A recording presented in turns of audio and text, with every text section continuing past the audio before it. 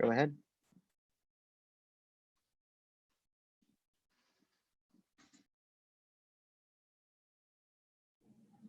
Audio, okay. Good morning, everyone. Welcome to the City of Mason virtual style. This is our first online meeting, and if you're watching us live, we thank you for joining us. And if you can't watch us live, you can catch up with us. This video will be recorded and you can watch it anytime. And I believe that will be put up on our website and with ICRC. And I know Jason and Eric can correct me if I'm wrong. Our ICRC partner today is Jason. So thank you, Jason, for being with us on a Saturday morning. It's so good to see your faces, even though you're far away. To my council colleagues in my gallery here, it's been fun to learn how to use Zoom. So this is going to be an unusual meeting.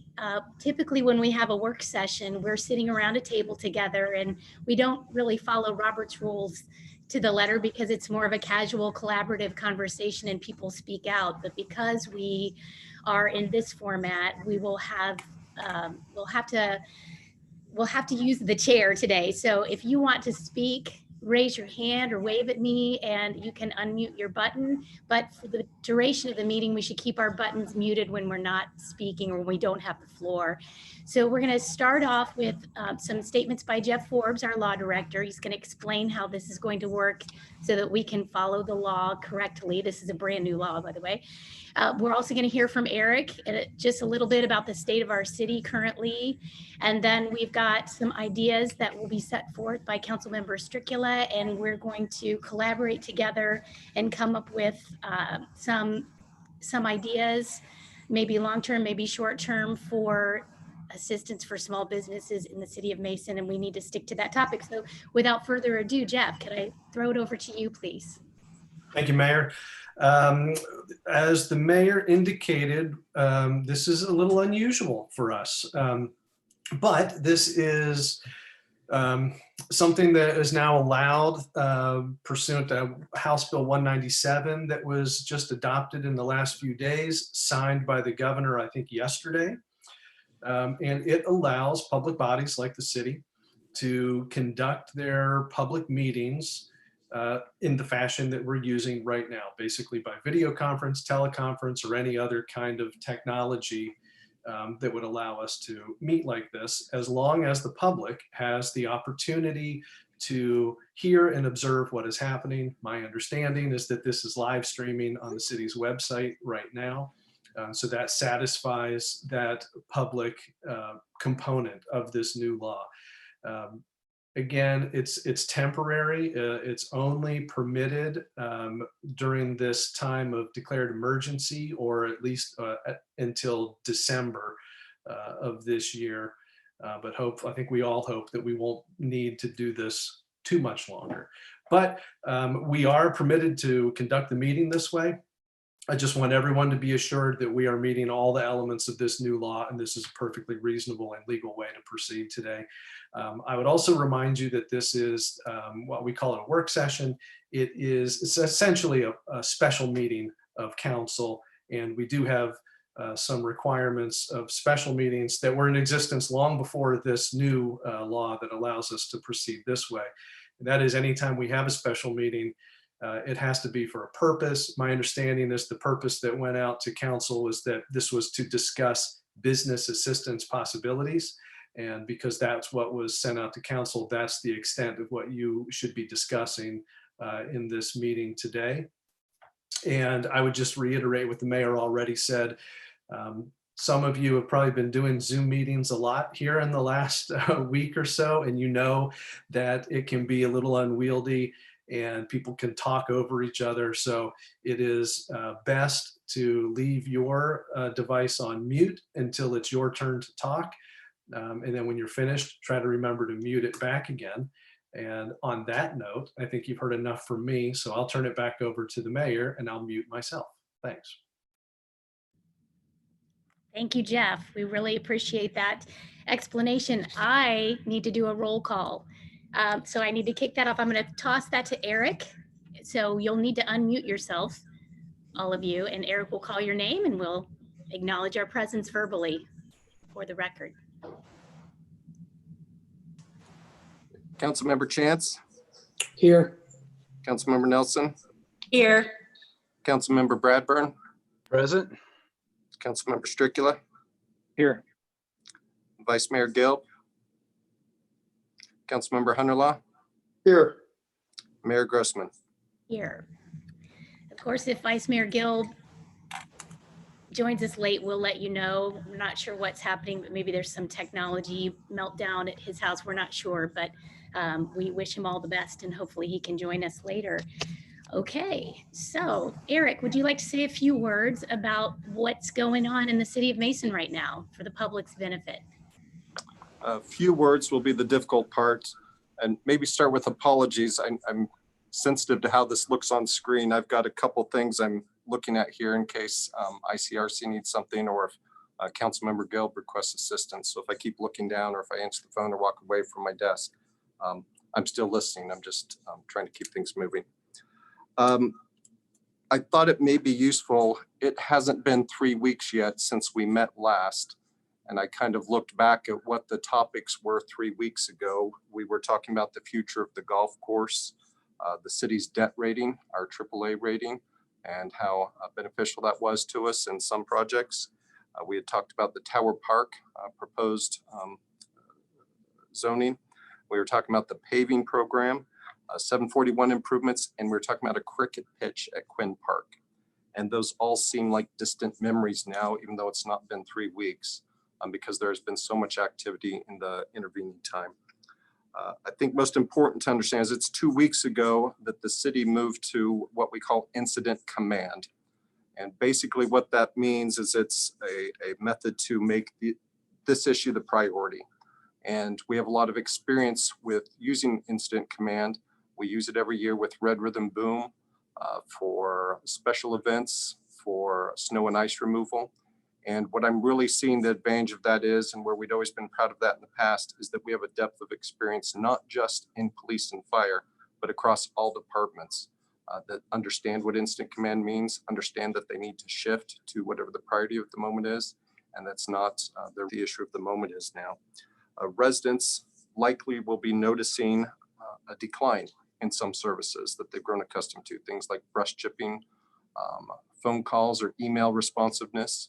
We have had to reduce staffing, close many offices.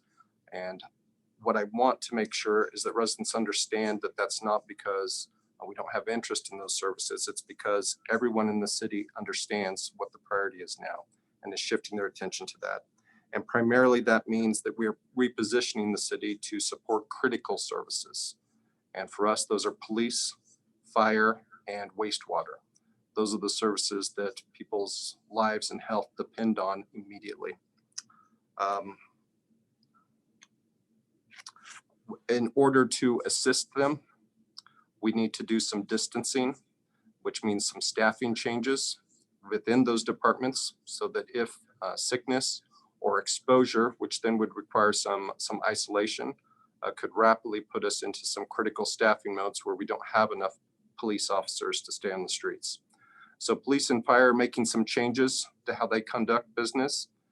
Residents need to understand that they're still ready to respond to emergencies and that they have been, but they are trying to minimize their contact, both with each other as well as non-emergency contact with residents.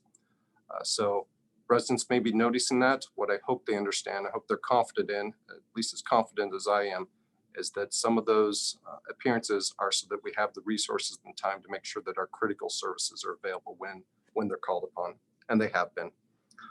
A couple of other items, kind of benchmarks within those last 3 weeks. Our first major action, we closed the community center. So it is now closed to our membership. That includes the senior center.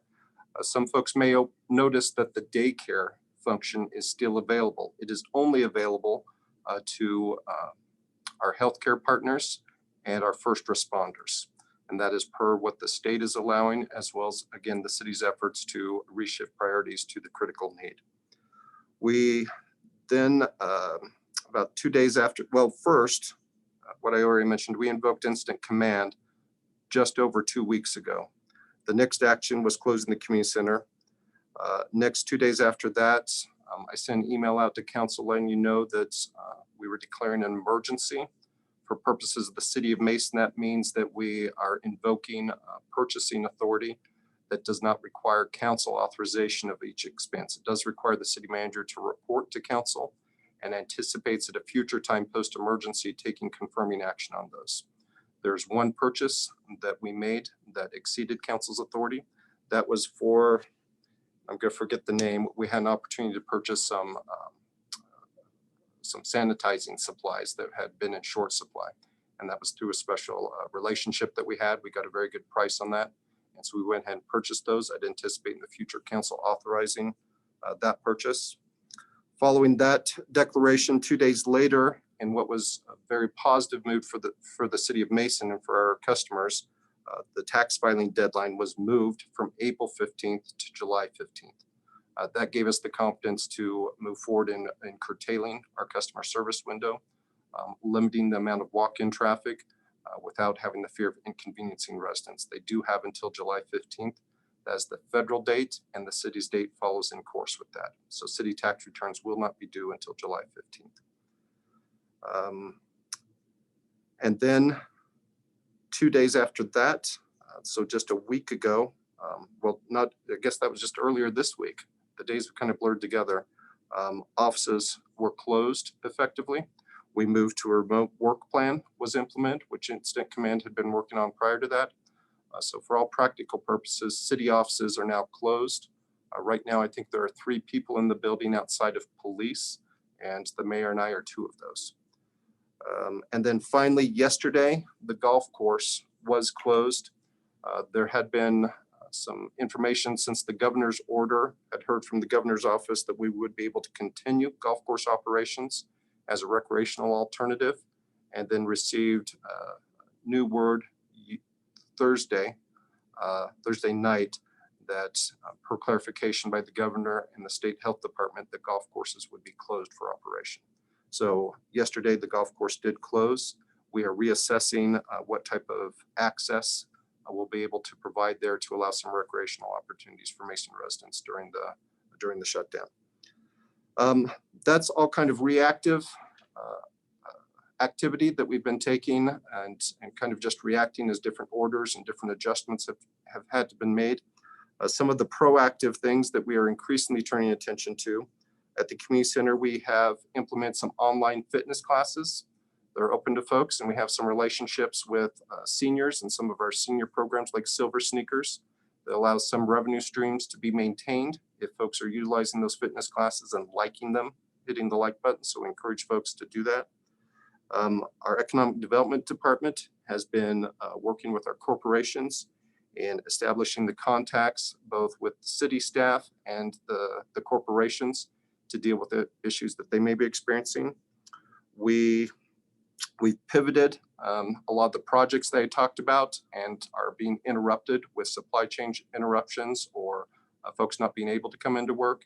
We are looking at opportunities where some work that was on the shelf to be done when opportunities presented itself, like after hours, specifically community center work, which may have interrupted our membership. Looking for opportunities where that work can move forward during this shutdown time to take advantage of the reduced traffic.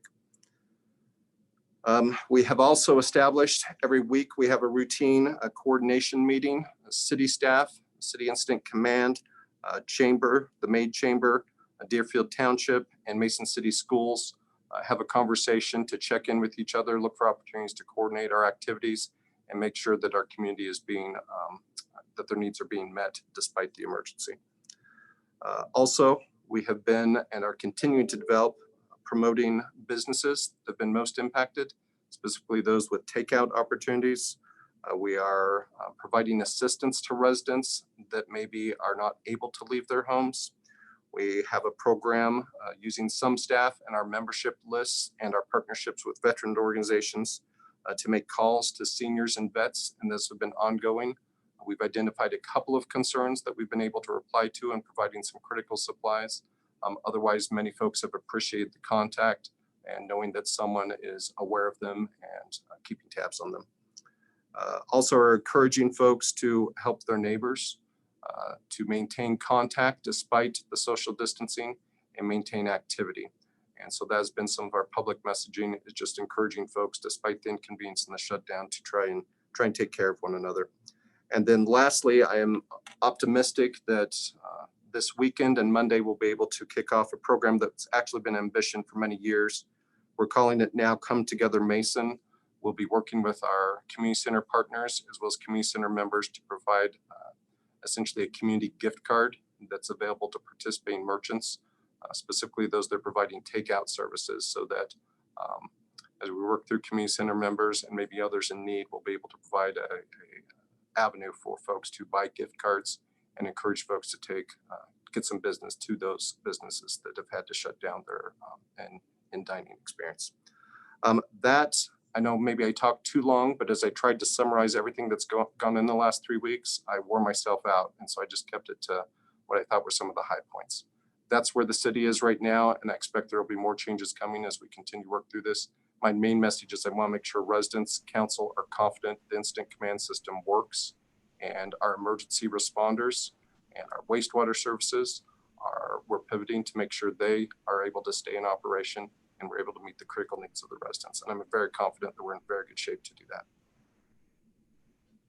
Thank you, Eric. That was a very powerful, impactful, detailed update, and that just scratches the surface of the level of detail and time and thoughtfulness that our staff has put in our incident command team. They are meeting daily, and this has been an incredibly fluid situation in the past 2 weeks. It's a fast-moving train, and cargo just keeps adding on to it, and it has been very hard to keep up, but our staff has done a great job, just like other jurisdictions in our county, our state, and our nation. We're really proud of them. I'm really proud of the care and the detail of looking after your sheep in our community, those who need help.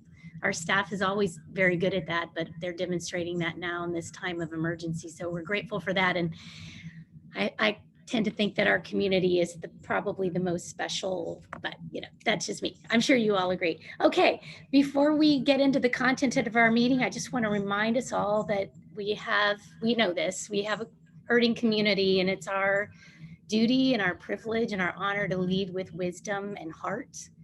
And Proverbs 2:7 says, he has wisdom stored up for you, he has wisdom stored up for the upright, and you are his upright. He will give you a path through. Ask and see. And so with that, I am going to turn the floor over to Josh Stricula, who's going to present some ideas to council. Great, thank you, Mayor. Appreciate that. Mr. Hanson, I want to say thank you to the city and everything that you've done already. It's been amazing to watch you adapt and adjust to this ever-changing environment that we're in. So appreciate your efforts for sure, and thank you for sharing all that. And yes, wisdom. Thank you, Mayor, for that verse. That's what we're looking for, I think, today is some wisdom. This is an unprecedented time. I mean, if you just look at how we're meeting right now, so we don't need to really necessarily go into everything that's happened over the last couple of weeks, but what's been amazing and the things that we've seen is how the community has come together during this time, and what we've watched and seen from different organizations of the city, the chamber, businesses adapting as fast as they possibly can to the orders that are coming down from the state. So I did have an opportunity a couple of weeks ago. And this was right after I think the restaurants were asked to close their doors. They adapted to a takeout only model. The chamber stepped up to try to get as much information out as they possibly could in a timely fashion to consolidate that. And one of the things that they had, I had a privilege of sitting in and attending I think it was the first virtual small business huddle that they had. It was March 18th. Sorry, it was March 18th. I can't think of the day. And I knew businesses were impacted by this, but I heard firsthand from what kind of an impact this was having. I mean, these were small, locally owned businesses that were laying off half of their workforce. And this was after, it wasn't that that was the first place they went. They came up with creative ideas to try to keep their business running, keep it working with takeout, delivery options, whatever it may be. And this was just specifically a restaurant. they were doing everything that they could and still had to lay off half of their workforce. And then since then, as we know, we've seen other businesses, they have shut their doors. They've closed down. We can name them. You can just walk down Main Street and you can see them. You can go anywhere in Mason, you can see these businesses have just closed up in hopes that they'll be able to come back when this is over, which we don't know exactly when that's going to be. So it's a sad time. And I think that we have an opportunity to maybe do something about that, at least help a little bit. And again, I want to commend the city for what they've done. The daycare center for Tri-Health employees, the purchasing local lunches from purchasing lunches from local restaurants. Gosh, name it, this new gift card program that they just mentioned. These are things that can have an impact. And I think that the city has done everything that they can without our help. So it's time for us as leaders of the community, as city council, that it is our time now that we need to step up and we need to do more, right? The city has done what it could, but it's time for us to do more. And I actually had an opportunity. I saw Hamilton City passed an ordinance earlier this week. Most of you might have seen it actually. It was in the Journal News. WLWT had a nice article about it, but they actually put $300,000 into the local community. They utilized their chamber's nonprofit. So they're the Hamilton Economic Development Corporation, I think is what they call it, right? To funnel money to local businesses. Now they used a framework. I'm not, we can look at it, but I think we can do a little bit better, but they did it in 6 days. 6 days is how fast they got this done. They got the applications, they put the framework together, and they got this money into these businesses' hands. So we have all those same tools. We have the financial wherewithal to accomplish something. So here's my proposal. This is what I want to just present for discussion, present it up, and I'll kind of list this out. So bear with me just a little bit. It's going to be some details because I wanted to make things as easy as possible and hopefully iron out a lot of these details. So we just talk kind of big picture. Does it make sense? How do we move forward, and how quickly can we get this done? So what I'm proposing is that we do something similar. We do a grant of $500,000 for the sole purpose of preserving jobs and employment opportunities for local small businesses within the city limits of Mason. We also have a local nonprofit, very similar to Hamilton's, the Mason Deerfield Community Development Corporation, that can administer those funds and take the applications and get those funds into the hands of the businesses that need them. So we have that set. It's already there. I've been in discussions with them a little bit to see how we can play this out. We actually got a letter from the chamber last night, from the chamber chair last night, and I would love to read that because I think they've got some ideas here. They're more than willing to work on this. So yeah, we can grant them the funds. We can use specific criteria under a service agreement because we've done this before. We've done this with other nonprofits. We've used service agreements in the past with other nonprofits, granting money, saying here's the framework and here are the parameters at which we're going to do this within, right? This is how it's going to work. And within that framework, we can have issues of one, qualifying, who qualifies for this? How do you qualify for it? And then accountability, because we need to hear that, hey, this is working. It's going to the businesses that it needs to go to. I have that list of criteria. I can actually walk through that here real quick if you'll bear with me. So from a program requirement, so again, this is what I believe for the service agreement for the CDC, the Community Development Corporation. So an application process, they need to have an application process, obviously, establish eligibility requirements, standardized monthly reporting. So back to us so that we know, the results of that assistance is going to where it should go, to structure and provide swift relief and supports. And then that there's no requirement, and I think this is key, but there's no requirement that they're a chamber member, that these businesses that they're giving this money to are a chamber member. And then I think we need to go a little bit deeper and add actually our minimum eligibility requirements, right? That we would dictate to that. So I think it needs to be a brick and mortar business. Funds are to be primarily used for payroll purposes to keep people employed. Applicant must be the owner of the business. Business must be currently active, lawful, those types of things. Obviously, good standing with the city of Mason. I think businesses with less than 50 employees would qualify.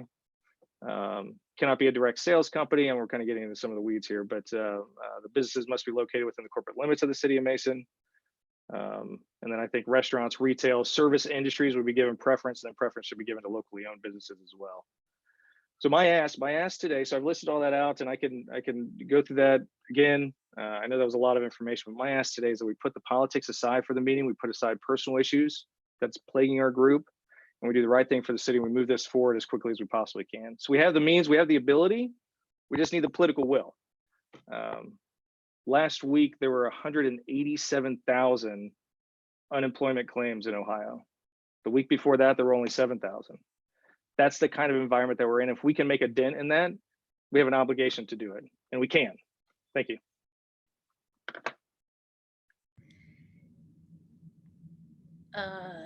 Thank you, Josh. Sorry. Thank you for that. I think that's a great springboard.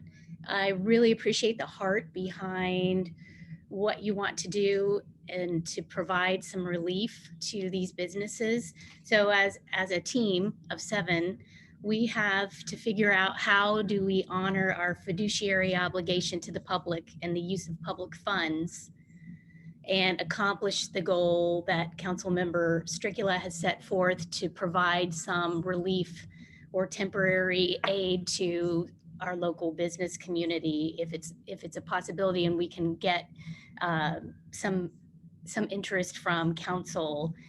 A couple things I'd like to throw out there to think about as we continue in our discussion. Josh is proposing a grant, and Josh and I have talked about this before. This week we chatted a bit about how we can put this together and get this moving as quickly as possible. And I think Josh has really expressed a sense of urgency to do something as quickly as possible for these small businesses. The CDC has expressed a willingness to serve. And so I'm wondering how we can figure out the best way to approach a public-private partnership, the triple P formula, and provide so I'm going to suggest short-term bridge loans with the help of the CDC and hopefully engaging a partnership with the banking community. So that would look like a collaboration between the City of Mason Banks, and the CDC to provide funds to make bridge loans to qualifying small Mason businesses for the period before they obtain the SBA loan that they are applying for. And funds would be repaid to the banks in the city at whatever our set low rate of interest would be. Some criteria: banks and Mason together would provide the funds to the CDC to loan to small businesses. And some qualifications would be very similar to what Josh expressed, and we can tweak that as well. But Mason business resides in Mason, brick and mortar, satisfactory credit score, operations have been stopped or hurt substantially by COVID-19 disruptions. It should be a for-profit business, and we can work on this, provide 1 to 2 years of operation information and financials, must immediately apply for an SBA loan, must repay the bridge loan with the SBA loan proceeds, and loans to those who meet the SBA criteria could also be a criteria that we have. And that proposal comes to mitigate the risk of the city, mitigate risk for a bank, mitigate risk for the CDC, and to provide the CDC an umbrella of structure so that they're not creating everything. I don't want us to be bogged down in the details of their execution, but I do think they have to have a very clear direction before we do anything with the CDC if we were to do this, so that it's much easier for them to function. We don't want it to become a nightmare. So with that proposal, I'd be happy to answer any questions. Josh would be happy to answer any questions. And anyone else on council, if you want to unmute your microphone and add anything, I'll get to you as quickly as I can. Okay, Councilmember Chance, I saw you first. Yeah, thank you. Thank you for putting this all together. And yeah, this is certainly, I've been having to resort to using Zoom a lot, and I feel as if I'm in the expert in the last 2 weeks. So thanks. And Josh, thanks for your leadership thought in this. I share in that. I saw the same article from Hamilton. And, and Mayor, thank you for putting this all together. And it's Saturday morning at 11 o'clock and we're meeting because obviously this is urgent, right? I think we all would admit that we're in unprecedented times. I've interviewed people, at 90 years old, and they've never seen or been through circumstances like this. So that's my first thought, Mayor, in regards to what your proposal is. You're looking at this as more of a traditional loan. This isn't a systemic problem that these companies did, right? So for them to incur debt, it doesn't make any sense to me. And, that is the one thing however you feel about this big, huge stimulus package, the one thing they are addressing a lot of things that are hitting the pockets of all these small businesses, and all those loans inside that stimulus package are going to be forgiven. And I think this is an opportunity for us as a city to show our gratitude, and we're in an opportunity for a huge impact. As Eric mentioned earlier when he was talking, that our economic development team has been meeting with our corporate partners, and I think this is our time to meet with small businesses, come beside them, understand where they're coming from, and opposed to and depoliticize this thing, as Josh said. Let's hand this thing CDC. I have full confidence in them. They know our business community better than probably collectively everybody sitting on this call. They know, they meet with them, they talk to them, they understand their wants, their needs. And so for us to try to formulate a criteria as a traditional banking method, this isn't traditional. This isn't, I don't think it's time. It's be prudent, and we need to make sure that we're being good stewards of the money. And I think the best stewardship is truly to create a little bit of hope, and create somewhat of a symbiotic relationship with the small and the large corporate businesses. So Josh, again, thank you for your leadership on this. I think it is a time, just to extend our gratitude to the small businesses, because sometimes we get the MO of Mason. We love our corporate businesses. I love them. I mean, goodness gracious, I think we live in, Mayor, as you said, I think we live in the best city, that you can live in, right? But there is an MO sometimes that we get attached to the large corporations, and we don't necessarily take opportunities with the small business. And I think right now is just an incredible time to do that and extend some gratitude. So again, that's just my 2 cents. I'm all for doing something, and I'm also, I think it would be, for us to give the CDC an opportunity for them to give us their platform and to understand better. So is that, another meeting on Monday just for them to present, so we could, we don't have time. I mean, there's people that, as Josh, the staggering numbers of 7,000 to 186,000 people that are unemployed. I mean, time is of the essence. I mean, there's a huge impact of, stress, anxiety, not knowing where their paycheck's coming from, if they're going to go hungry, if they can buy groceries. That's a real problem. And so I think the urgency button needs to be pushed.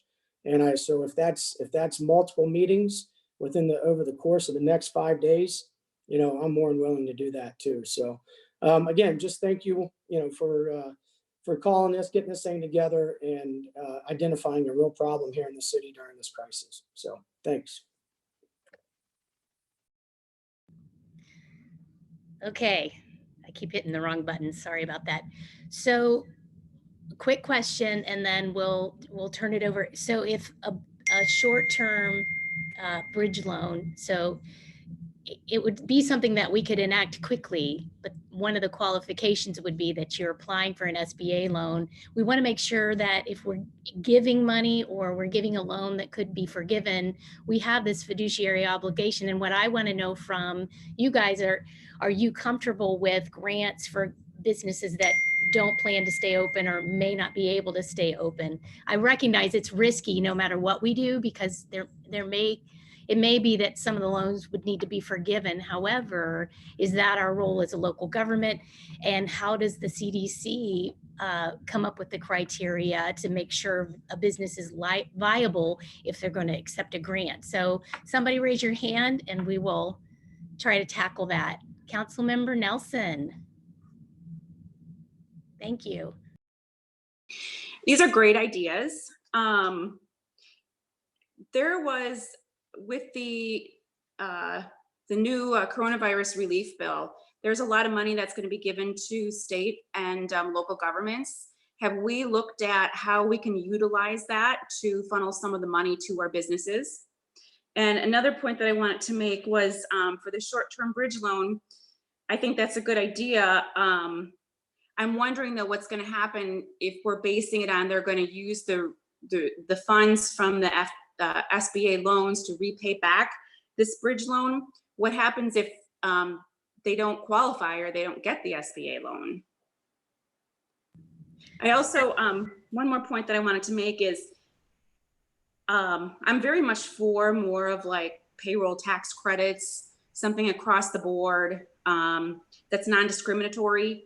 I want to make sure that if we're offering these services to businesses that it's all the businesses. I know that the restaurants are hurting, but we also have other small businesses. Like we have a number of dentist offices within our city, orthodontist offices, and none of them, I mean, they're all being forced to close as well. It's a burden on them. We have a flower shop. I mean, we have a number of different businesses in our community that I want to make sure, you know, if we're helping them, I want to make sure we're helping all of them.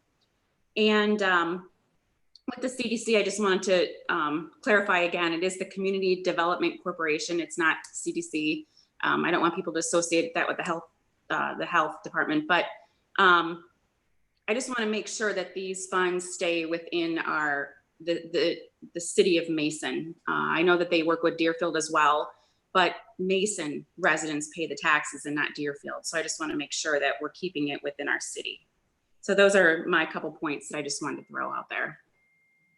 Those are great questions.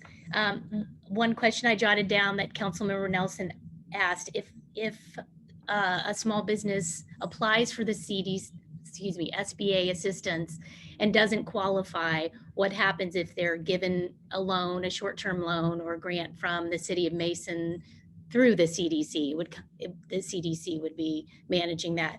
And that is a risk. So by partnering perhaps with a lending institution that can add to the fund, so we can get a bigger fund that way, but having a partnership there, you know, we know that there's going to be some risk and we want to mitigate it because some people may have to have their loans forgiven if they just can't manage. There's so much unknown out there.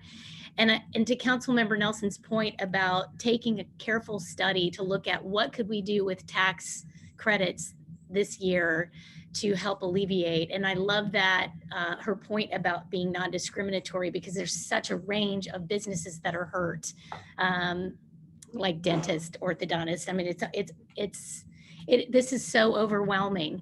So I'm wondering what we can craft together, but it's neat when you get all of these great minds together. I work with a lot of really smart people here. It's neat to see what ideas others come up with to enhance what Councilmember Stricula is trying to do. Does someone else have a question or comment to raise? Councilmember Bradburn. Thank you. Well, I've heard many good ideas. I think that there has to be some parameters before you go ahead and give a chunk of money to another party, even with a service agreement. I think one of the things is, what is a small business? What is a small business? And I will go back to the 14th Amendment, equal protection, which is basically what Diana said. It has to be fair and even. And what you do for one, you do for the other. And I don't know what the liability or the potential of expenditure that would be required with this. A grant is a grant, a bridge loan is a loan. I understand the urgency. I've seen the lack of business in downtown Mason. I mean, is this just, for downtown Mason? Are we talking other restaurants and businesses that are not in downtown Mason? Are we talking franchises, people that have a franchise? Are they not a business? So I think we have to see how big the universe is before we really make any commitment. Thank you.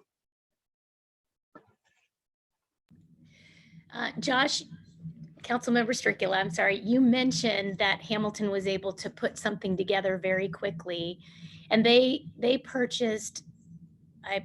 What they did was they gave their CDC $300,000 to purchase gift cards from local businesses down there, and the hope is that those gift cards get resold at some point so that they can recoup that funding. If I'm understanding it correctly. But they have just invested millions of dollars in a downtown development in Hamilton that they want to protect. And so it makes sense, that model. I'm not sure that model would work for us, but I think that expediency had a lot to do with not having those businesses down at that new development vacate, because they just got it full. I mean, it's a beautiful development. It's beautiful in downtown Hamilton. So they may have had a different motivation for that speed. And I'm hearing so many great ideas and a lot of feedback. If we took our time to craft something really effective, it might end up saving us time in the long run.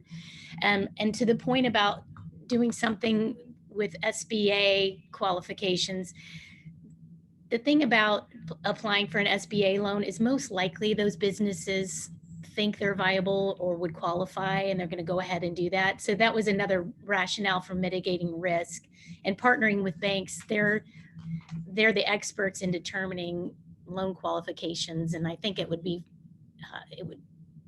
I don't know how they feel about it. I haven't talked to a banker, but maybe that's a great way to promote their businesses as well through this. Just throwing that out there and wondering if anyone else has a comment or reply. Councilmember Chance, thank you. Yeah, I think attaching ourselves to the SBA, I just don't, who we all sit here and I think we all try to, talk about limited government. If I'm trying to attach myself to a process that is so inundated with, I mean, could you imagine what they're trying to deal with right now? And who's best? Is it the feds? Is it the state, or is it the country, or the county, or the local? I think local is. I mean, I just don't think attaching this to anything that's. I talked to someone at the county yesterday for a lengthy period of time. I mean, they don't know. I mean, they told me. I said, hey, they said I would suggest that if anyone's applying, that they apply for 8 to 10 months, because they have no idea when the funds are going to be released, how quickly they're going to make it through all the underwriting. And for us, who has the wherewithal, who has all the smarts, all the team to be able to do this, to attach ourselves to a quagmire with the SBA.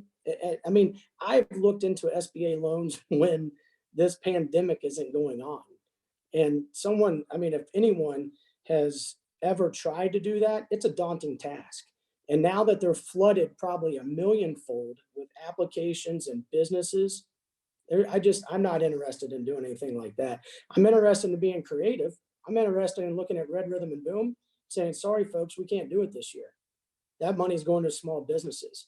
So if that's something we have to do, I'm willing to do that, because that's where money's better spent, right? I believe in the public purpose of Red Rhythm and Boom. I love Red Rhythm and Boom. I think it's an outstanding way to give back. And but I think if you went out there and interviewed our constituents, the people here, people that don't own businesses, that people that just like to frequent Red Rhythm and Boom, they would much rather say, hey, I want to link arms with our small businesses, and I'll forego a night of concerts. So I'm just throwing that out there. If that's something that we have to look into in order to get this thing funded in an expedited manner, let's do it, because I think it's time to get creative. But I'm not interested whatsoever attaching myself to a federal program that has no. I mean, they're tough. I mean, they do the best they can, and but I think controlling that locally inside the CDC, who, again, very smart. They have bankers, they have lawyers, they have business people. I'm sure they can put a team together that can create and draft underwriting stipulations that would be that we would all be in favor of. So that's just my 2 cents. I just, because again, a loan to a business that had nothing to do with why they're shut down, incurring debt and attaching and something and going to them and saying, hey, here's the money, but you got to pay us back.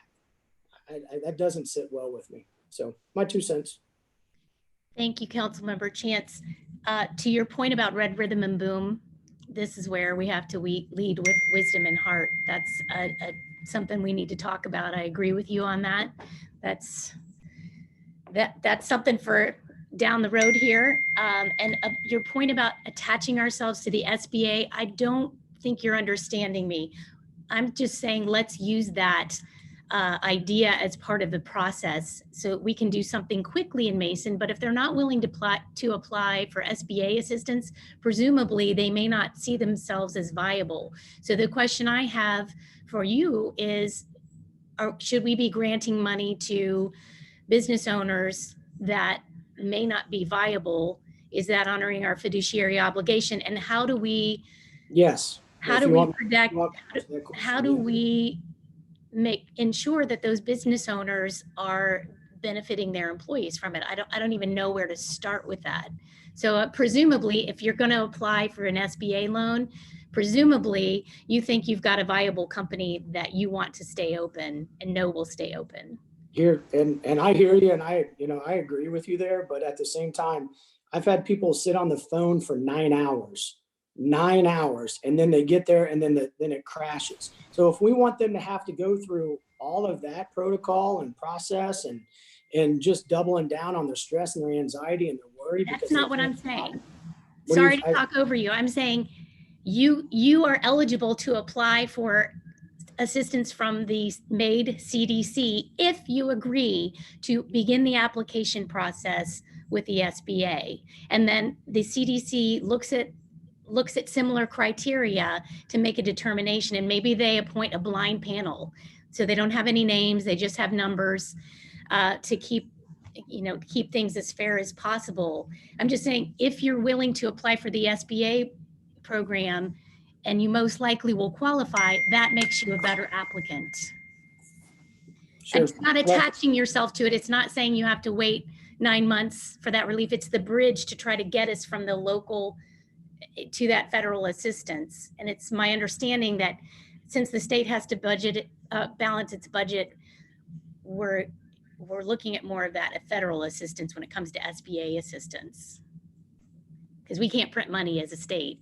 Well, I think if we're all in agreement that the SDC would be the CDC would be a great vehicle for this, let's give them an opportunity to present on what they would do in regards to underwriting qualifications, and getting some information back from them. Because like I said, I'm a big fan of the public-private partnerships. And if we can depoliticize this thing, get out of the way, be good, have oversight and be responsible. But at the same time, and they have a heartbeat, man. They know what's going on here. They've talked to every one of these businesses, I'm sure, gotten a ton of feedback of what's going on, how much money they're down. And, I think it's smart for us to give them an opportunity to really present and try to understand what their protocol and process would be.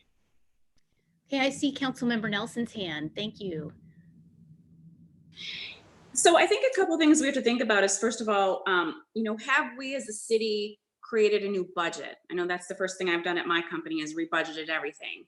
From there, how much do we have available? I mean, we are now cutting our own employees, cutting our own services, and we're going to be, impacted by this as well. So how much do we have to give, if any? It may be more beneficial to have a couple individuals within our city providing services to these businesses to help them gather some of this money that the federal that's going to be releasing, because it is very difficult and it is very confusing for individuals to figure out how to get this money. What are the benefits of all the different things that they're offering? I think that would be an invaluable service for them. And like the SBA loan, it's very difficult. The site's been crashing. It's very difficult. And a lot of times people are just giving up. And I think that would be a service that we can offer them that's extremely beneficial. I think we have to look at you know, and as hard as this is to say, how much of a responsibility is it of the cities to be giving all this money away to these individuals? You know, we don't have the kind of money that the federal government has, and the federal government is offering a lot of money out there on the table. So it's, you know, maybe we can do something that's more of a service to them that will be very beneficial in helping them get some of the federal funding that's available. Okay, Councilmember Nelson, Eureka, I love the idea of us investing in people who can help. And I'm wondering, Eric's to my left in the next room, we're social distancing. Eric, we've got a lot of people here at the city that can't work, that want to work. What is the possibility of having them? They're so good at cross-training and taking on new challenges. Do we have staff that could assist with that? That's just throwing that out there. You may not be able to answer that right now, but I really like that idea, Councilmember Nelson. I think I just need to correct, there's a lot of folks that are working. They're not working as efficiently. They're working remotely. There's a lot of folks like at the community center that aren't working. There's some new federal mandates, unfunded mandates on the city to maintain some of that payroll. The folks that I would anticipate having some of the resources and expertise that you're referencing, they're working. I mean, they're spread thin as is. Like I said, instant command includes all departments. But I do think we have some smart folks, and we have lots of partners that we could identify resources. We could get some folks here, again, pivoting to you know, kind of do some research and get more well-informed on what the options are. It's a fluid situation. You know, we're talking about packages that were adopted 2-3 days ago, maybe aren't even signed yet, some of them. So there's a high learning curve there, but yes, I think we could dedicate some resources both in-house and externally to try to stay up on it and then provide those to residents and businesses. Councilmember Chance. Sorry, I have a lot to say. I apologize for this, but I think I mean, you go interview the small businesses and tell me, hey, would you guys really like someone to come in and sit down with you and walk you through the loans and handhold you through this process? Or do you guys need help paying your payroll? That's the question, because we got to remember, where did all of our money start? It started in the private coffers, right? That's where it started. So I mean, if there's assistance, if there's businesses out there that want that, sure, I think we should have that as an option and sit down and say, yeah, if we I mean, trying to read through all this stuff, you know, for my business, it's like, it's not very easy, right? Because there's a ton of mixed messaging. And if you have people that know what they're doing and they're doing it day in and day out, that's extremely helpful. But I think that might be Band-Aid on a machete wound. I agree with it. I think it should be an objective, but I don't know if that's not the answer in regards to, well, like I said, let's just interview the small businesses and see what their need is. Do they need someone to come in and sit down with them and help them fill out an application? Or do they need some assistance? Well, I think they need both. I did see. Sure, I agree. But we have to figure out the best way to go about that. And when you say Band-Aid on a machete wound, that's how I feel like $500,000 is a Band-Aid on a machete wound. And I'm so sorry to say that. I don't want it to sound crass, but it's like, how do we even gauge the amount that's really needed? And so that's why I think we need to develop a really careful, thoughtful process. But my heart is breaking.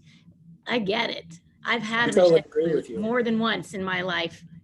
I totally agree with you that $500,000 is, and that's like me. It's, you know, I agree with you. I think it's a Band-Aid, but it's a start. I think it's a start, and I think we can get better with process and with partnerships. Okay, so I'm suggesting a reusable Band-Aid. So I did see Josh Stricula's hand up, and then can I get to TJ Honorlaw right after that? Yeah, if you want to let TJ go, he's been waiting patiently for a while. Sure. Okay. I already spoke once, so I'll come back in at the end. Thanks, Councilmember Stricula. Thanks. It's great to be here with you guys. I guess I'm leaning from listening to everybody, and there's been some great points. Anything from whether or not we have to suspend Red Rhythm and Boom, or the bridge loan to me, I think is brilliant versus a grant, which is a handout. I surely, that scares me to get in the process of doing something like that and governing that, even if we're handing it over to the CDC. I think we'd still be setting some type of parameters, and then trying to gauge who it's actually helping and how much. I think that's very difficult. I think Tony, Councilmember Bradburn was talking about, the 14th Amendment and keeping it free and fair and equal. So, and then Councilmember Nelson was talking about how has the city re-budgeted to see where we're at and what we can actually do. Those are all some brilliant talking points of things we need to consider. It's something I didn't hear mentioned is I think we know, and even Councilmember Nelson as an accountant knows, I mean, we are all, not as just personally, but also as businesses, we all, was it 4 or 5 of us run small businesses here in town. We all know the importance of having an emergency fund set up for just times like this. And so we don't even know how many of these businesses have already done that. There's an immediate stopping of everything that's going on right now, but we don't know.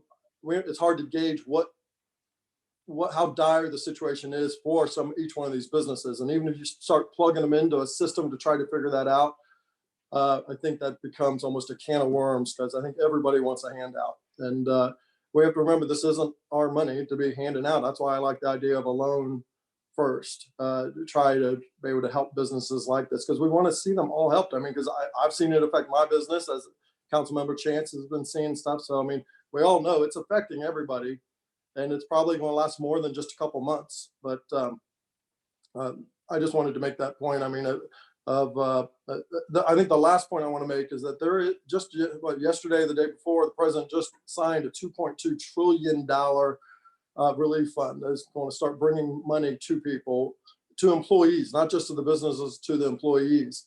And so I'm not sure what we're doing that's going to be better than that. And then you've got the state that's going to be handing out, helping people. And to me, on a federal level, the cure is now worse than the ailment, is my biggest concern. But I'd like to see whatever we talk about here is that it's actually the people that are laid off and the employees. And I think then the federal government just do something? I thought I wrote down it was the Paycheck Protection Plan that was just passed by the feds. You know what I mean? So that's going directly to help people make those. So I don't know how we're improving on what that's already just been passed. I mean, I know we all want to do something like that that's helpful, and it makes us feel good as city council members to be able to try to get involved. But one, I'd push towards a loan versus a grant, and two, I think sometimes the cure is worse than the ailment. Thank you. Thank you, Councilmember Honorlaw. I did email this to Eric. I just got it. I haven't read it carefully. A summary of the small business stimulus possibilities. That was a summary from Steve Shabbat's office, our congressman, who is on, I think they call it the Small Business Committee. It's something like that. And he was with the president yesterday.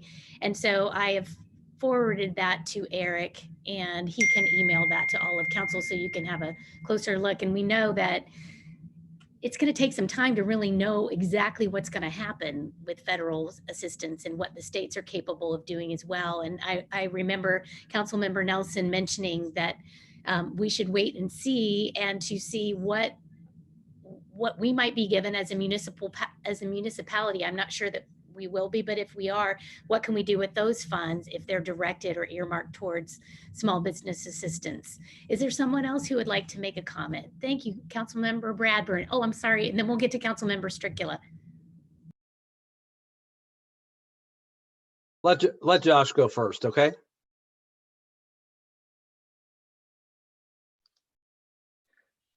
Thanks, Councilmember Bradburn. Appreciate that. I'm going to try to answer a lot of the questions that I heard through, because I've tried to think through as much as I can, and hopefully this will help, because I think there were quite a few questions. One of the big ones, is the city able to do it? The answer is yes. I mean, I didn't just throw out a random number. I spoke to the city about this, and is this feasible? Is this possible? We have funds set aside in the Economic Sustainability Fund, barely a drop in the bucket. I think we're totally fine there, so we don't have to worry about the amounts. When it comes to allowing people to or selecting services, not having, giving something that everybody can get a benefit from. I think that what Councilmember Nelson brought up was a payroll tax, I think reduction or holiday or something along those lines. I don't know the details of that, but if they're unemployed and they're not getting payroll, we're not going to get the payroll taxes from that, right? So can't do that. And I am open. It's services, I mean, across the board, because she is absolutely right. There are dentist offices that are closed, chiropractors are closed, that they just simply cannot operate. And it would be open, I think, for almost everybody. They would have to apply, and each business is I think, hit differently. So it would be up to them to decide how they would want to, or if they're in need at that point. So there's that.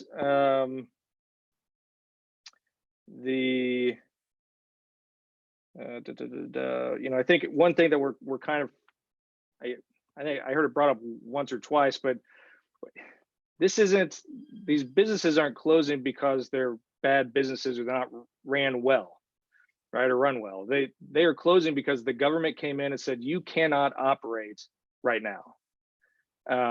And yes, the federal government is doing something. The state government hopefully will do something, but so because they're doing something, we should sit back and say, nope, never mind, we don't have to. We absolutely should do something. We have an ability to do it. And no, that $500,000 it's not going to save somebody's business, but by golly, maybe it can get them just a little bit further along until some of this other stuff can step in, right?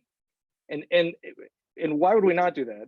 There was another comment that was made about the fact that the reason that Hamilton did this was because they just spent millions of dollars on their downtown. Well, actually, before I get to that, yes, I want this to be for the entire city of Mason, city limits of Mason. So there's not a limit as to where it is or any of that stuff. If they are a business in the city of Mason, that's who it should go to, or at least be made available to. But there's, because Hamilton spent millions of dollars downtown, that's why they wanted to do that. So because we haven't actually invested in our downtown, we shouldn't do anything to help the city.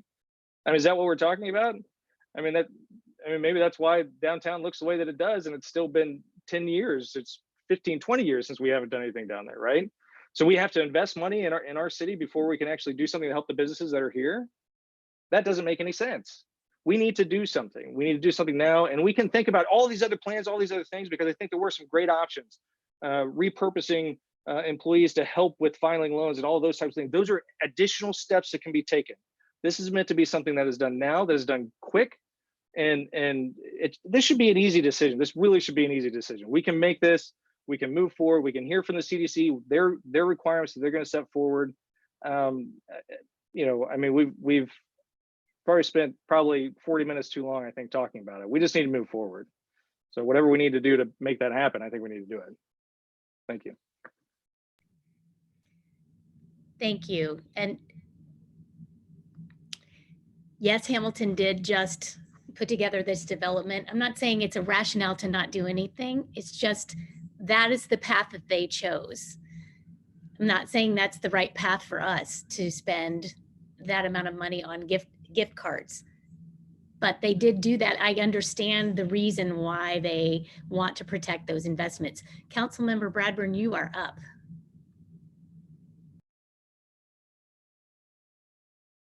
Okay, I got to hit the right button here. We've got a fiduciary responsibility to the public. And as an elected official, my first responsibility is to the city as a whole. And those are city services. And you can say that there's money in this fund here right now. All you have to do is read the headlines. City of Cincinnati is looking at an $80 million shortfall. Okay. They've already said they're going to furlough people. I don't know what the projections are for the future. I don't think anybody does. I think Diana Nelson's comment is like, based upon maybe some indications, what is the new budgets looking like, could look like. And I also share the concern that, you know, I don't even know if we get, you know, I don't even know if we'll be past the pandemic issue of social distancing by the time Red Rhythm and Boom rolls around.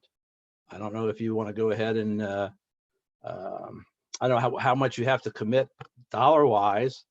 I know we haven't picked a band yet in regards to that, and not all of a sudden say, well, you know, you're stuck for that expense.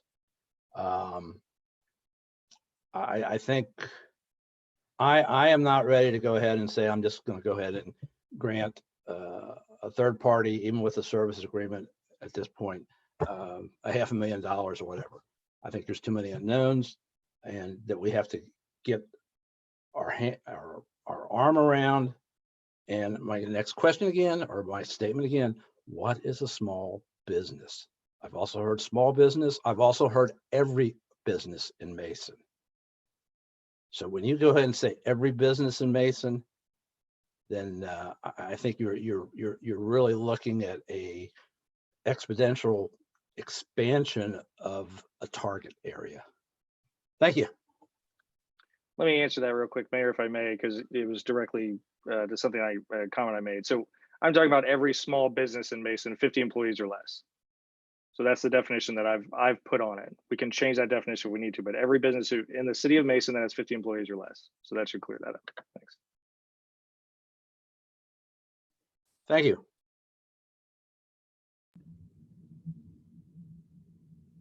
Did you give the floor to me? I didn't. You're on Yes. mute. Okay. Yes. All right. Well,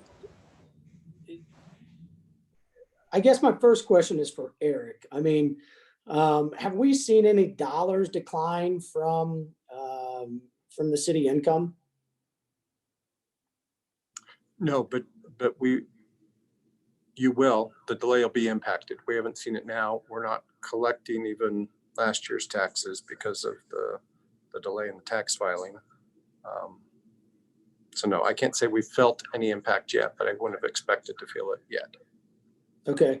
And this number of $500,000, would that be, would we feel that at all? I mean, in regards, because it's in a fund now, Josh. I forget the proper name of the fund, but so my point is, you know, it being in the public entity, you know, we are going to get paid, right? We get paid because that's the mechanism. The mechanism is in play to get paid. Well, the mechanism's not in play for small businesses that have been forced to shut down. So I just got one perspective to keep in mind too, is, you know, there's been some talk of public purpose of, you know, is this good for the public? Is, you know, we have a fiduciary reason as council members. And I'm not backpedaling on this because I believe we did the right thing in regards to the pool. We just passed a $20 million pool. A $20 million pool. And how many of our residents, is it 7%, 10%, 15%? Well, this is going to allow businesses to stay open for 100% of our constituents to go and frequent these small businesses. If it does help them stay open, I'm not sitting here saying this is going to be a life vest, but golly, it certainly could help. I know that for a fact. So, and comparing us to Cincinnati, I think that's apples and oranges, Councilmember Bradburn. I think that's, I mean, they're, you know, it's just not a fair comparison considering, you know, where we are financially. So I don't know, again, I just, you know, it's, if we need to take, and like I said, I think the CDC could enlighten us big time. And if we have to sit down with them and get some true feedback from what is happening to some of our small businesses, I'm sure they're more than willing, because I know they have sat down and talked to them and heard from them. And instead of us sitting here carte blanche saying, no, you know, this isn't good, I think we need to hear from them. And to see, hey, like I said, would you guys rather have, you know, an assistant come sit down with you and help you work through all the minutia and the paperwork and the process, or would you really, or do you need help? And I think that's going to be a pretty clear answer. So that's it. Thanks. Councilmember Nelson. And don't get me wrong, I'm not saying no to this, but I think that we definitely need to fully think it through with businesses. closed, individuals laid off within our city limits, we have to remember that 88% of our revenue comes from earnings tax and business income tax. And so, you know, we are really going to feel this in the next year when we're not able to collect any of this income, you know, not to mention the tax return money that's coming due that isn't going to be due until July 15th. How many individuals now are not going to be able to pay those taxes? So we may feel this for like 2 years to come. I mean, I think it's really important that we remember 88% of our revenue comes from the tax. That's going to be, the tax base is going to be completely cut because of this. So we have to make sure that we have money for our city so that we have essential services, fire, police, you know, the sanitation. And I just, I think we really need to look at all the numbers before we just agree to, you know, start giving it out. I think, you know, the federal government really has put a lot of different loans and funding into place. And I don't know at the state level if the state's doing anything. I don't know, Mayor, if you would know that or not, but I just think we have to look at it from every angle because we are small.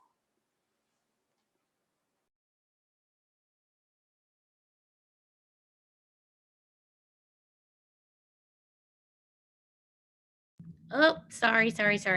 Okay, I asked our state rep just briefly last night about state benefits, and there was still some unknown there, but the encouragement was to seek federal assistance.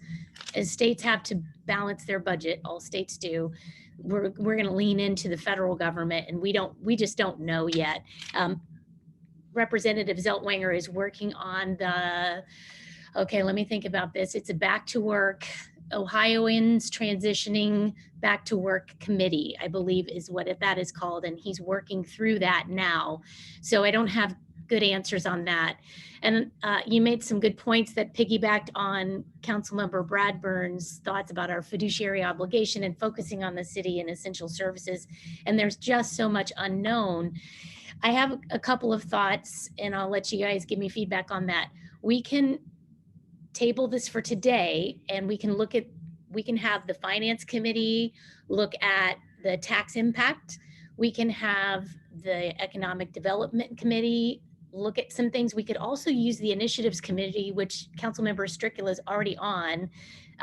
Councilmember Gilb, or Vice Mayor Gilb is also on that, even though he couldn't join us today. We can find out if the three of us could meet through Zoom and we could talk about some things and engage with the Chamber of Commerce and get some more data and then come back for another work session. I don't know how you guys feel about trying to quickly meet as committees since we're all kind of on hold. We are finding ourselves with a little bit more flexibility in our schedules. Does anybody have any feedback on that? Councilmember Stricula, thank you. Yeah, I mean, I think we can skip the committees. I think we should hear from the CDC, and I think we should hear from you know, the finance director and do those. But I think we can do that as an entire group. I don't think that we need to break this back down into the committee level. Again, the sense of urgency should be extremely high on this to get something done. So, and if we ultimately don't do anything, at least we've gone through the entire process. But you know, I think delaying it or putting it into a committee. We all got together today. It wasn't that big of a deal. I appreciate everybody being here on a Saturday. We were able to do it. I think we can do it again in a couple of days. We can pull the CDC in. I think that was mentioned from somebody. We can get information from them on how they would do this. Hear from the finance director at the same time. You know, those are my thoughts. Okay, I hear you. I hear that feedback. Okay, I saw Councilmember Bradburn first, and then Ashley Chance, you're on deck. Councilmember Chance, I'm sorry. Ashley's fine. Thanks. Just briefly, I don't have a problem in hearing from the CDC. I guess we can set it up as a video conference. As long as we meet the straight requirements, Mr. Forbes, I'm quite sure you will give us those guidelines to make sure everything's okay. I assume they can zoom in on us or come in if they want to, hear what they have to say, what some of the parameters are. But I also do, I have great concern budget-wise, because there's no doubt about it. The city's going to be impacted. As Councilmember Nelson has indicated, you know, people are actually going to be paying their taxes from a good year. Let's make sure The previous year. Will you make sure? That's It's black. Okay. It says Okay. charger. TJ, your mic's on, TJ. Thank you, sorry. So the bottom line is, people are paying their taxes for 2019. 2019 was probably a good year. 2020 is starting out a little rocky. We will probably have some delinquencies and so on and so forth. So I think we are going to suffer in 2020 and 2021 a downfall. I really, truly do believe that. And we need to also go ahead and look at our capital expenditures. Do we want to go ahead and do some of them, but we also need our finance director, the money man, along with our city manager to kind of hash it out and get back with us quickly. We probably don't need to meet back in the separate committees as Councilman Stricula said, and then take it from there. But as soon as the CDC wants to come and give a presentation on this way, or somehow we can spread out in a big room 6 feet apart, we'll try it that way. But I have no problem in hearing a presentation from the CDC in regards to this. Thank you. Councilmember Chance. Sure. Yeah, I would like the Finance Committee just to report. Just in my tenure in council, I think it's tenure, not tenured, in council over the last 5 years, what we've been able to roll over to our capital fund. I think it's 10, 12, $14 million every year. Is that right? Councilmember Nelson, you've been reporting that for the last 4 years on what those numbers are. I would love to see that. Million, not What's that? million, not billion. I didn't say million. I didn't say billion. Billion, I'm sorry. I would like to be able to say billion, but I didn't say billion. But yeah, I would like to see those numbers, right? And I think that would put a lot of things in perspective in regards, if you look at being a good steward, financially responsible, we've done that. And I think what we're doing right now of not, taking what Josh has presented, doing a lot of analysis paralysis, I think it's extremely hurtful. You guys talk about long-term. I look at businesses shutting down and vacating, or moving somewhere else, because guess what? There's going to be other thought leadership that is going to do precisely what we're doing without the wherewithal that we have. And I think that's an absolute shame. So I think we should. I don't know. I concur with Councilman Bradburn. I don't need to meet. Well, I'm not on any of the committees. So I would rather hear it directly from CDC. I'd rather hear it directly from, if there's any way for them, if we can get small business owners that are truly impacted downtown, I would love to hear from them. And man, if there's a way that we could send a survey out to our constituents, to every single one of them, I would love to hear their feedback in regards to how they feel about this. I mean, yeah, we're sitting here looking at the feds throwing out $2 trillion, which I'm looking at these numbers. I'm going, geez, Pete's.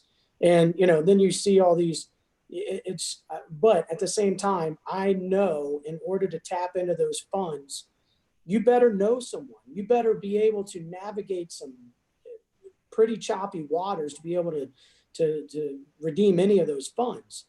And I think that's why I don't want to rely on the Fed, the state, or the county.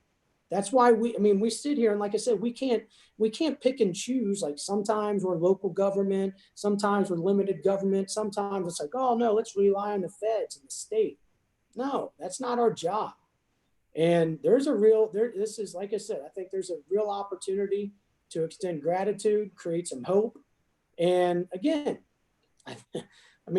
this is private money. This isn't our money to sit there and, Eric has always taught me a lesson. I've gotten my hand slapped a lot of times being a small business owner, because I want to be nimble, and I want to be able to, to run this more like a business. And I understand that there's things that we have to work through, but I think right now is not the time to, like I said, to make sure everything is completely buttoned up and every I's dotted and his T's crossed. And I'll go on record as saying that. Because it's not our money. It's the folks' money that are out there right now that are told their business is shut down. And I think, as Councilman Stricula said, it's not because of some systemic problem that they've created because they have bad business practices or, you know, that they produce a bad product. No, they were told to shut down. They're forced to shut down. There's people out there. I talked to one local business owner who's essential, and he's seen over 75% reduction of people walking in his door. I mean, that's real, folks. And sitting here talking about future funding for the city and what we're worrying about our essentials. Come on. I mean, I'm concerned about that, but I've seen behind the scenes, and Councilmember Nelson, as the head of the finance of the last 4 years, you know as well as I do that a $500,000 grant to small businesses would be like me buying you a cup of coffee. And I hate to make it and boil it down like that, but I truly feel that way. And for us to get into this thing and try to, you know, like I said, I just feel like we're, you know, sometimes we're like, well, we're all about limited government. Sometimes, oh no, let's do what the Fed's doing. They gave us these $2 trillion funds to take advantage of. And I'm going, but we're here. We know these people. We know these downtown businesses. We see them when we go in there. And it's not some Oz and hiding behind a curtain. We're going to be accountable for this. And I want them to know that I have their back and that I am willing to help and do everything I can to assist them in this. And to think that this is ordinary, this is traditional, man, no one's wrote a book on this. No one's ever seen anything like this. They're talking about, we haven't seen anything like this since 1917. Well, the technology and the opportunities and what we have now compared to then, you know, but to have that comparison is scary. And Councilmember Hunterlaw, I'm in agreement. Like, is this, you know, what's going on right now going to be harmful down the road? Possibly. But the bottom line is we have to react with what's going on. We have to react. We're in a war, right? And they keep calling it an invisible enemy. And it is. I mean, we're sitting back here, you know, shutting down, I mean, literally everything. And I think here we have an opportunity to step up and be leaders here. So I think you guys know where I stand. That's where it is. So I'll probably sign off and listen to everybody. I'm not sign off, but I'll just listen from here on out. But that's my 2 cents, and that's where I'm going to stay. So thanks. Councilmember Chance, thank you for sharing your heart on that. I learned a phrase or an acronym the other day, an FFT. We're in an FFT, and you can use whatever word you want for the first F, but basically it means have some understanding and grace, because this is a freaking first time, and we're all learning in extraordinary circumstances. Things are changing and moving so fast, and there's a great deal of dread and despair all throughout our community. And I hear your heart about helping these small businesses and moving quickly to put money into a fund.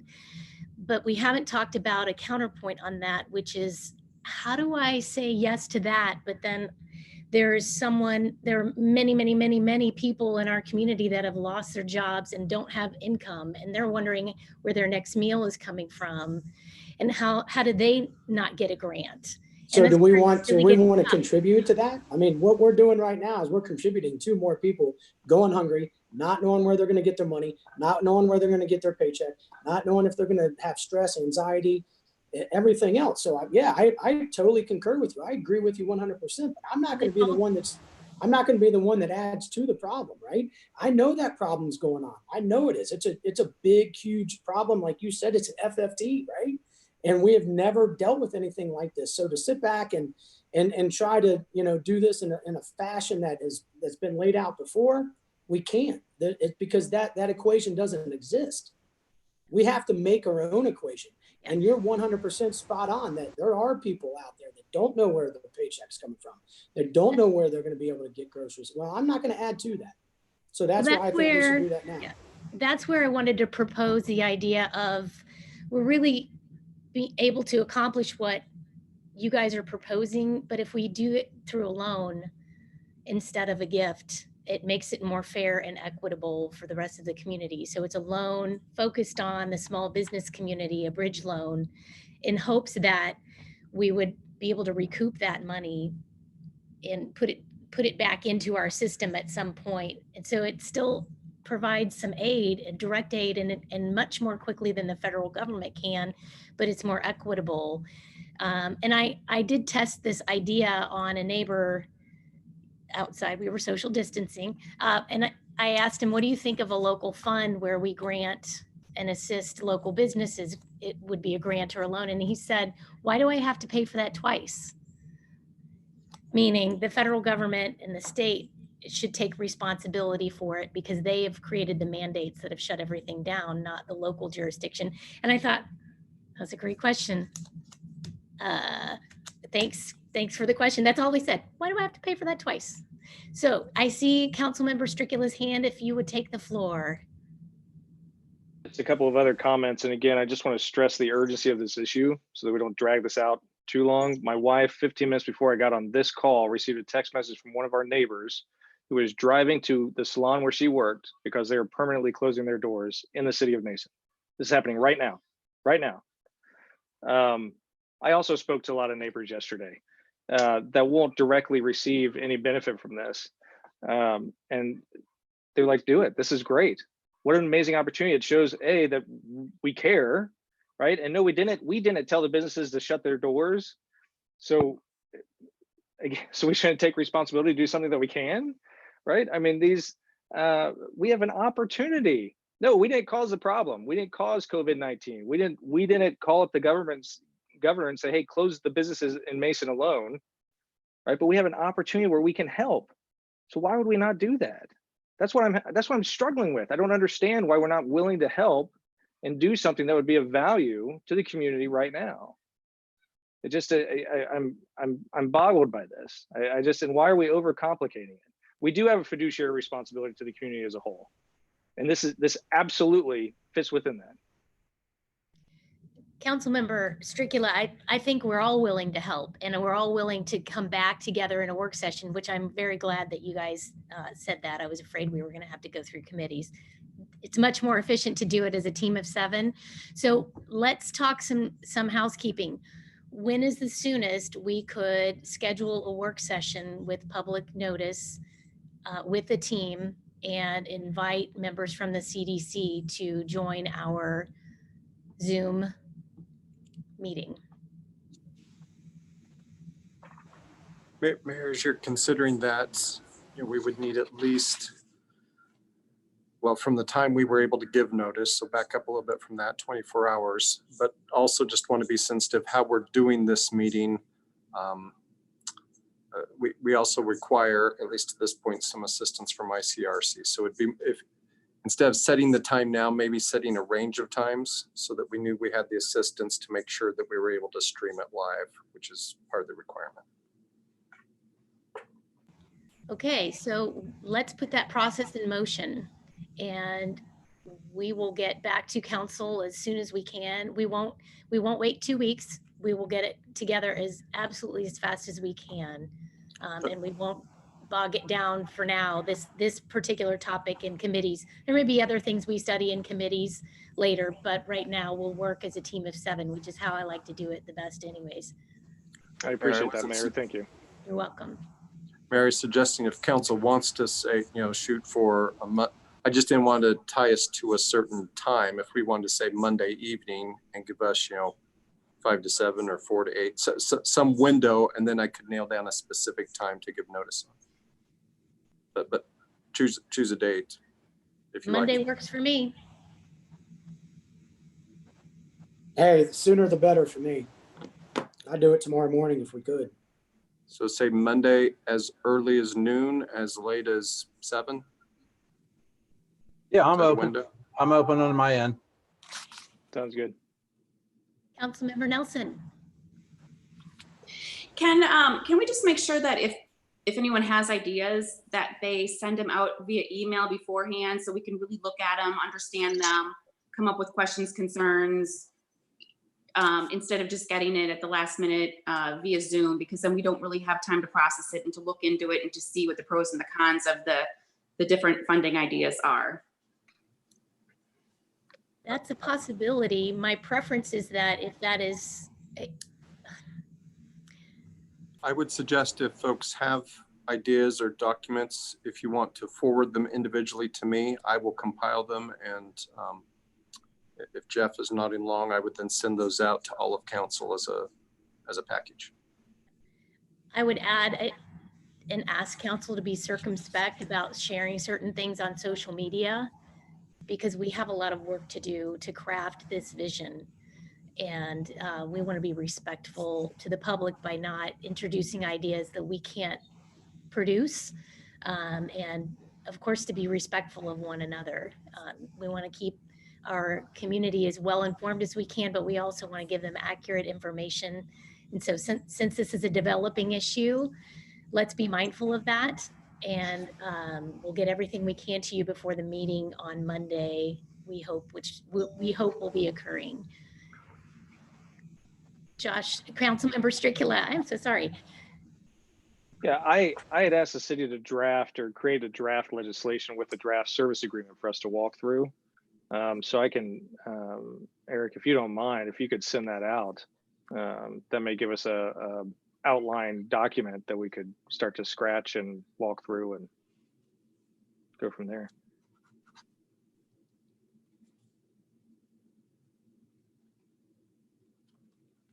Yes, I can do that. Does anybody else have any questions? Councilmember Bradburn. Yeah, if I may, Jeff, have we got time to, this is like another work session, so we got time for public notice? Yeah, under this new law for these remote meetings, we have to give 24 hours notice. Okay. So I guess the only other thing I would point out is if what I heard was part of what you're hoping for is to have CDC representatives be able to present something. Eric, I assume will need to talk to them. And I'm glad you're shooting for Monday, but Eric will probably need to talk to them, make sure that they'll be prepared to, that gives them sufficient time to put something together. Or else you may not be accomplishing much more if you don't have their input. Excellent point. And just to reassure you, we will get this scheduled as quickly as we possibly can. Councilmember Chance. Yeah, I would just encourage staff to also, and I'm guessing the CDC can probably help get this done as well, but I want the small businesses that are impacted downtown and Mason, wherever, small businesses being 50 employees or less, I would love to hear from them as well too. So, and I know making a public announcement is part of it, but I would encourage the CDC to reach out to them as well to hear their voices. Perhaps we can invite them to email us in the intervening time. And after that is great too, to give us their feedback, since we can't have them with us in person. I know this is awkward, but if you send attachments with your email, it may get stuck in a filter or bounce back to you. So it's important not to send an attachment, but just your thoughts. What do you mean by that? What do you mean? If you send an attachment with an email, sometimes it gets stuck and it doesn't get through to the city, Okay. or it bounces back. So just to be mindful of that, it's better to just type it out. Anyone else? Councilmember Stricula. Sorry, Mayor, just one last comment. I just want to thank everybody it's Saturday, for being here, the city for setting this up. Mr. Forbes, thank you for being here. ICRC, I really appreciate it. I know a lot of other, well, maybe there's not a lot of other things that we can be doing because we're stuck in the house, but on a Saturday afternoon, but I do appreciate everybody's time and thoughts and discussion on this. Thanks. Josh, it's a pleasure to be here for you. And I would be remiss if I didn't thank Jason from ICRC again. Thank you for making this possible. And I forgot at the beginning of the meeting to acknowledge our wonderful Assistant City Manager, Jennifer Heft. We really miss you. We miss seeing you all and seeing staff. And I know a lot of our staff members are, hurting too, because they love their jobs and things are really upside down right now. Anything else before we adjourn? All right, I need a motion to adjourn. So moved. A second? Anyone? Second. Josh seconded us. Okay, then I think that's a wrap. Thank you, everyone. See ya.